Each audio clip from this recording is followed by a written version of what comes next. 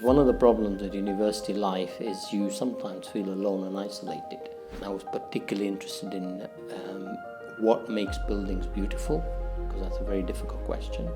How do you do buildings that are more sustainable, easier to build, cost less but look expensive? In my industry, I made sure that I knew good people who had been there before, and I would regularly contact them and say, this is how I'm doing now, what should I be doing next, how successful do you want to be, and is it easier to move? And I did that. I moved where there is a lot of construction, and the success was more likely to happen. So you have to sometimes choose to move geographically and abroad if you need to actually succeed in doing your career. Welcome to Happy Student Podcast, a safe space where students and recent graduates can feel inspired to follow their dreams and reach their true potential. Today we are joined by a very special guest, Hanif Kara. Hanif is a structural engineer and co-founder of London-based structural engineering practice, Akt II. Hanif's practice has won over 350 design awards, and he has been the first engineer appointed to the Age Khan Awards for architecture. Hanif has been heavily involved in academia, teaching at Harvard's Graduate School of Design, as well as tutoring in London and Stockholm. Today's episode will be hosted by myself, Alex Jones, so without any more introductions, let's get to it. Welcome Hanif, thank you for joining us. How are you? I'm very good, and you? Yeah, I'm very good, thank you. I'm excited to be here. So to kick things straight off a little bit, can you just tell us a little bit about your journey, how you found your passion for engineering, and what made you go down the route you took? Okay, so I think subliminally I started engineering from the place where I was born, which was Uganda in East Africa. My father used to go to sites, and as a little boy, without realizing, I followed him and got kind of addicted to the smell of concrete and soil.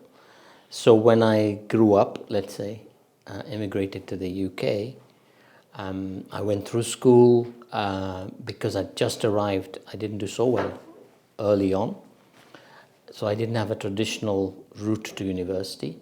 I worked initially as a draftsman, just drawing, because I was quite good at drawing. And from there I developed a passion for buildings and construction and materials, and grew from that. And then eventually 3 years later, I did night school. I did 2 nights a week. I got all my grades. 3 years later, I applied for university. So I'd worked for 3 years rather than do the A-levels that you do in Britain, and done an apprenticeship in welding and construction before I went to university. Then I went to university in Manchester, and that was an unusual experience because I hadn't done schooling for 3 years. I was working. So the shock of actually going into academia again had 2 problems. One was that being able to sit there for hours listening to other people talk and taking it in, and the other was the speed with which everybody else grasped things, whereas I was slow. So I needed in the first year additional foundation mathematics in order to keep up with the class. But those 2 disadvantages after the first year turned into a major advantage very quickly, because once I caught up, for example, I started to do drawing for other students and charge them. So I was already an entrepreneur at the end of my first year, helping them with their drawings, and they would help me with my maths. So it became I became quite a unique student, because in civil engineering, the bits that I liked, which is structures and making things stand up, were like moonshots to a lot of them, but I'd already built by the time that was happening. So that was my academic journey. And then when I graduated, I wanted to be a hardcore engineer, which was building big stuff. So I did a lot of power stations. I spent 2 years out in oil rigs in the north of Scotland, because they're the most difficult structures to build in the sea. And that didn't end there. I went then from that, I leaped across through my company to do fairground structures. So I wanted to be an expert in moving structures like roller coasters and stuff like that. So that was hardcore technical stuff in the early sort of formative years of being an engineer. What I didn't do is I didn't ever stop learning through that process and having one eye on what could I do, because I never did a PhD or anything. I did an undergrad. So I carried on. If you fast forward that to 10, 15 years later, I started my own practice in London. By then, I was working on buildings, and I was particularly interested in what makes buildings beautiful, because that's a very difficult question. How do you do buildings that are more sustainable, easier to build, cost less but look expensive? You know, all of those things. I was very interested in design. So I started this office, which for the last 25 years has obviously been super successful. And to a point where, you know, it's won all these awards, highly recognized, a lot of fantastic staff. We won the UK Sterling Prize, which is the best building of the year, for the 4th time in 20 years this year. Oh, cool. Yeah, that's been a pretty important milestone, and a personal milestone has been I got the OBE this year. It's just been fantastic. My journey. Wow, that is some story, to be honest, and yeah, it's a real journey you've been on. It's really fascinating to hear that it all came from like a very young age and just being addicted to the smell of concrete. I love that you mentioned that, because that's so, I don't know, it's just such a fun little touch. But can you just go back a little bit and tell us a little bit about your time at university? How was university life for you, and what were some of the major challenges that you feel you faced when at university? I think one of the biggest challenges was really having an ability to get along and work in groups, because one of the problems with university life is you sometimes feel alone and isolated. And particularly if either you're really good and heading for a first class, or you're not particularly good and might fail, and you feel isolated, you feel different, and you feel odd. But for me, that challenge was about being more connected to others and understanding my lecturers, spending more time and explaining to my lecturers where my challenges were and where my strengths were. So working in groups and building up little groups that I could work with in different areas, that was really good. I tempered my social activities, because I wasn't a new student who had just come out of home. I'd already done my social thing before I got there. So I didn't find, that I had to pace myself around fun. I paced myself around achievement and how I could realize my full capacity through help from others, through reading.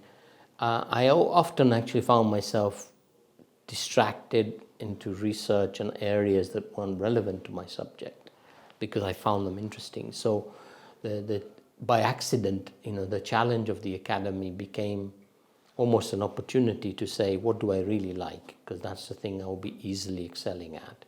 So I found myself quite often doing things that weren't on the curriculum, but I was good at. And then through that, just developed a whole thing about that. And thinking, 3-4 years, oh my God, that's a lifetime. What will I do when I come out? Will I get a job? How soon shall I apply for a job? And when, how do I look when I apply for all those things were challenges, because you're so nervous about spending 3 to 4 years of your life, and whether you pass or not, what will happen to you next. But I have to say, it's a flash in your life. So I found myself in a very lucky and able situation in the economy at that time, where I didn't have a problem getting a job, and I found myself earning pretty quickly, to the point where I thought I could have done with a year off after university and travelled, because ever since then I've been catching up and travelling, whereas if I'd done a year, I might have actually excelled a bit more, I would say. Sure, and I think it's interesting. You kind of seem to have used it to your advantage, the fact that you were in the world of work and then you went to university. And often I think that's quite good, because it means people appreciate university more when they already know what the world of work's like. World of work is like, so therefore they're like, well, I'll work as hard as I can at university to really strive in that world afterwards. Yeah, no, I would agree. So failure was not an option, because I couldn't face myself going back to working in factories or apprenticeships, or the things that I think were relatively easy for me to do. I couldn't imagine myself in that position, so I couldn't afford failure at university. And I knew that once you get your undergrad, it was an upward trend. It's really up to you to then make the right choices along the way, and sometimes make the hard choice rather than what's easy for you. For sure. Like going offshore, on oil rigs, I can't swim. Yeah, that is definitely a risk. That kind of choice. You know? Yeah. And I'm scared of heights, but I used to go on a roller coaster. Well, that really is putting yourself out of your comfort zone. Exactly. Brilliant. And at what point in your life did you then decide that you wanted to start a company? And where did the real inspiration for that come from? Yeah, that was interesting because in '96, when I started a company with Albert Taylor and Robin Adams, my two partners, we were all working for a very big company, and the recession was just about happening or ending, and the industry was going through tremendous change, which in those days used to be every 10 years. In these current times, it's every couple of years the change. And we had the choice then of saying, well, we've done 20 years of this and we're going to be out of work, you know, because it's no more, the economy's busted, companies are going bust, people are being made redundant. So we either choose to stay in our industry or leave and do whatever else we might do, you know, whatever else we wanted to make money out of and have a life out of. But the three of us liked our job. We had a passion for what we did. And we felt that the industry was falling behind, not really understanding the value of what we can give it, construction, how to do cheaper things, quicker, and so on and so on. And we were quite keen on having the ability to make what we design. So that was the inspiration to start a new way of thinking about our project and our work and start a practice to do that. And that was what we did in '96. And we were very fortunate to be successful immediately. Well, that's fantastic. I mean, you certainly, since a young age, have had an entrepreneurial spark within you. Yes. You've clearly been able to see something that others can't and to make something a success. Which is fantastic, really. Yeah, no, and I think this is the thing you don't realize the university does teach you is, you know, if you have it in you to be curious, you learn many things apart from what the curriculum tells you. And I think by watching other students who were better entrepreneurs than me, I also picked up on how you develop the entrepreneur in you. We all have one. Mm-hmm. It's just what do you do with it? And equally, they picked up on me in terms of creativity. How do you make creative thinking into something that's valuable? Mm-hmm. So I think the university can teach you more than one thing. I mean, I learned a lot about different cultures because my particular university had a very broad group of students from all over the world. So, you know, being reminded of that, you know, you're not this little place. This is a whole broad world. I still am friends with some of those people, you know, 40 years later, 30 years later. And many of us have gone on to check up, you know, where did you get to? What did you do? So I think the entrepreneurial in me was springing out at university already. Yeah, I think that's it. Just kind of making the most of everything that uni has to offer and also the networks it can build. But I think a lot of people are perhaps under the false impression that the only way to be successful in life is to be thriving in academic conditions. However, what are your thoughts on this way of thinking? And do you believe that grades are the be all and end all? You know, no, I don't, is the answer. And I think you couldn't have really picked a better story than mine because I didn't do A-levels. I didn't plan to go to university. I just saw it as a route out of what I was doing and a route to excel. And then once I did it once, let's say, to get the undergrad, to be appointed a professor at Harvard is no small thing, you know, when you don't have a PhD. So my view is that academy has a role and you have to be academic, but when it feeds off the real world, and it does need that component of it, particularly in my field, that you don't have to really worry about continuing one after the other qualification. You can always go back and enhance your professional development or your PhD that you might have wanted to do or whatever it is. You can go back to it. I think one of the risks of staying in academia is you do stay in a narrow world if you're not careful, because you are deep into research, which has benefit, but it can also stop you being other things like entrepreneurial. So I'm not convinced that it's the only way.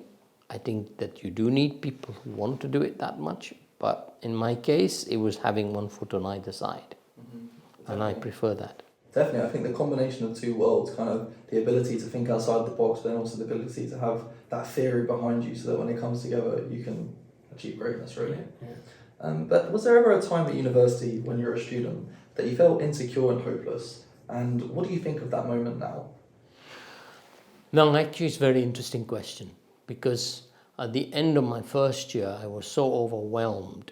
I actually failed one exam, which was my structures exam, the subject I was best at, because I was so complacent and fearful of all the things I couldn't do rather than what I could do, that I walked into that exam without having revised it and anything. You know, I just walked in thinking I can conquer this, and I failed. So that moment, you know, when you retake you could get booted out if you don't pass that one, was like 3 or 4 months of fear of what did I do? You know, did I over concentrate on that? And why did I go out so much at some point, you know, and not do the structures bit? So I think there was that moment was scary. Thankfully, I passed my resit. There were other moments occasionally when things became difficult. You know, there were subjects like soil mechanics, which are highly complex mathematics that I never really understood. Even to this day, I struggle with some of that. And I always used to find myself thinking, did I do the right thing? Because this particular part of the curriculum is something I will never understand. So am I in the wrong career? And actually, it was just a moment. And there are things you can fail at to succeed. If you don't worry about it and you have a wholesome subject, you receive it as a piece rather than bits of things you can't do. I think over time you get over those sorts of things. And the wonderful thing was, and I still is the case, most professors and most teachers will be supportive if you share that with them. If you share your moments of trouble, moments of difficulty. You know, the maternal side of academics I found fantastic. So I still remember the name of my personal tutor, Ron Eckersley, who sadly passed away years ago. But for all of the 3 years I was doing my undergrad, continuously every 6 or 8 weeks I would sit down for 10 minutes, tell him about what's going on at home, where my problems are. He guided me right through. And when I graduated, when I chartered, I got my next qualification. He kept in touch with me for years after graduation. So I think you should be talking to staff and finding people who know that this is quite common. It's not something you should be afraid of. Of course, it's good to be open with your academics because ultimately they are there to help. Your professors are there to help. Yeah. And also they've seen a flood of students come through. And exactly. What might seem like a big problem to you, it's happening to every student potentially year on year. Yes. So it's good to be open and discuss these things. I think it's also funny that you commented on the distractions of being a student, you know, just going out too much and that kind of thing. Just finding the balance between enjoying, you know, your younger days, but also not enjoying it too much that it takes away from your actual learning and your progression. Yeah. But when you were starting off in your career, what would you say some of the major challenges were? In my particular career, the major challenges were really to try and work out how you put yourself on a ladder of promotion, how you progress in a career which doesn't end too quickly. So one of the things was place yourself over time and look ahead 5-10 years and say to yourself, well, that's what I will look like, or this is what I should be doing in 5 years, and have a clear idea that you're heading for that. So if you don't set that destination off, you will never even get the accidental success, because once you have a destination like that, not only do you get to that point, but you also get along the way all the other successes. And I certainly feel that many of those challenges were not only self-planned, but coaching from people, others, having mentors. So in my industry, I made sure that I knew good people who had been there before, and I would regularly contact them and say, this is how I'm doing now, what should I be doing next? Most people are generous and will explain to you what your pitfalls might be. So that was one challenge. The other was that I started my career in the north of England, where there isn't as much employment in that world. So sometimes you have to say how successful you want to be and is it easier to move. And I did that. I moved where there is a lot of construction and the success was more likely to happen. So you have to sometimes choose to move geographically, even abroad, if you need to actually succeed in doing your career. Sure. Just being aware of your surroundings and being, where will you be best suited, best fit. That's right. But here at Happy Student, we encourage our students to really take themselves out of their comfort zone. And how beneficial has it been throughout your life to take yourself out of an area of comfort? It's the ultimate motivation. Sure. So even now, when I'm considered to be super successful, I will constantly put myself out of the zone because that's when I feel the most energetic and that's when I feel the most threatened and that's when I create the most, I find. So I encourage everyone to try and push themselves out of their comfort zone. Mm-hmm. And when you look at the buildings I've done, you will see it manifests itself in some of the things. People can't understand how they work. So I've always been very conscious of that. Yeah, brilliant. And what would you say today are some of your major passions in life? And what keeps you motivated and encouraged to keep striving forward? The main thing that motivates me today, I think, is encouraging the next 3 generations, because I'm now training so many young people and watching them come alive and grow. Also, when you have a family, having your kids and watching them grow. I have 2 daughters that are both, one graduated and one at university at Durham.